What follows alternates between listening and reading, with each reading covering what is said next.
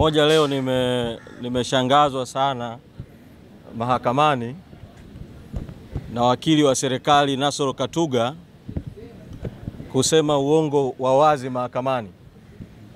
Kusema kwamba zile video zilichezwa pale Kisutu na ule ushahidi ulisomwa pale Kisutu na mahakama ile ya Kisutu, wengi wetu tulikuwepo mahakamani.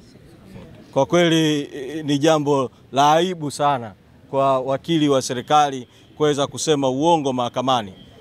Sasa kama upande wa jamhuri unaweza kusema uongo katika jambo la wazi kama hili, itakuwaje katika mengine mengi kwenye shauri hili? Ndio maana sisi tumekuwa tukisisitiza toka mwanzoni kwamba mashtaka haya ya uhaini juu ya mwenyekiti Tundu Lissu hayana mashiko yoyote, na tumekuwa tukiushauri serikali chini ya Rais Samia na mwendesha mashtaka DPP na mamlaka zote zinazohusika ziondoe hii kesi mahakamani ili kuficha hiyo aibu na kukwepa kulazimika kusema uongo mbele ya mahakama. Sitasema ya ziada zaidi kwa sababu mahakama itakwenda kutoa uamuzi kesho kutwa. Rai yangu tu ni kwa wanachadema na wapenda haki na wapenda uhuru kujitokeza mahakamani siku ya kesho kutwa ili kusikiliza hayo maamuzi hayo madogo kuhusiana na hicho kielelezo cha video na vielezo vingine vinavyoambatana na jambo hilo. Lakini tumie fursa hii vile vile kusema kuhusiana na jambo ambalo limejitokeza la makamu mwenyekiti wetu kuzuiwa mpakani wakati anakwenda Kenya kuhudhuria mazishi ya Raila Odinga. Tumetoa kauli ya chama, lakini nataka nisisitize tu kwa sababu toka tutoe kauli jana kupitia kwa msemaji wetu mkurugenzi wa mawasiliano, hatujasikia tena kauli ya uhamiaji. Manake uhamiaji walitoa taarifa isiyokuwa ya kweli kwamba makamu mwenyekiti Mheshimiwa Heche amevuka mpaka kwenda Kenya kinyume na utaratibu, wakati ukweli ni kwamba wao ndio kinyume cha sheria walimzuia kwenye mpaka Hispania One Stop Center, Border Center, kuvuka sasa kuingia Kenya, na sio kumzuia tu, wakaichukua na hati yake ya kusafiria. Nieleze kuwa kabla ya safari ya makamu mwenyekiti kwenda Kenya, ofisi ya katibu mkuu kupitia kwa naibu katibu mkuu bara Mheshimiwa Amani Golugwa ilifanya mawasiliano na maafisa mbalimbali wa idara ya uhamiaji ili kujua kama kuna kizuizi chochote cha viongozi wetu kuweza kusafiri, lakini taarifa zao zilionyesha hakuna kizuizi chochote.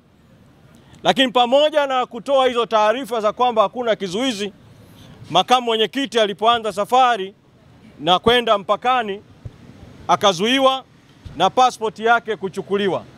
Sasa huu umekuwa utaratibu wa uhamiaji wa serikali kinyume cha sheria kuzuia viongozi wa Chadema na watendaji wa Chadema kusafiri kwenda nje ya nchi na kushikilia pasipoti zao. Mheshimiwa Heche ni kiongozi wa 4 kuzuiwa.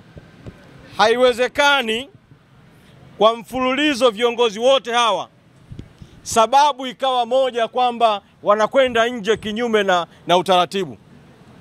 Rais Samia pamoja na kuwa ni mgombea wa CCM, lakini bado ni rais aliyoko madarakani kwa udhaifu wa katiba yetu. Rais Samia ana wajibu wa kutoa kauli kwa umma iwapo serikali yake imetoa amri ya kuzuia viongozi wa Chadema kutoka nje ya mipaka.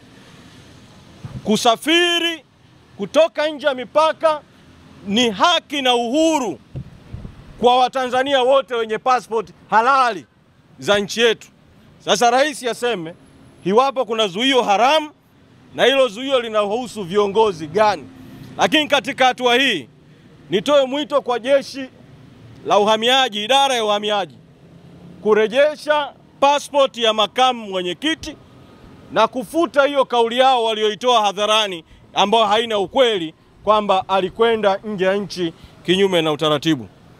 Nihitimishe kwa kusema vile vile kwa wanachadema nchi nzima na kwa Watanzania. Kuna jambo linaendelea hivi sasa la kamata ya viongozi wa Chadema katika maeneo mbalimbali ya nchi na kuwashikilia. Kule Kagera takriban viongozi 7 wamekamatwa na bado wanashikiliwa kinyume cha sheria, nje ya haki za kisheria.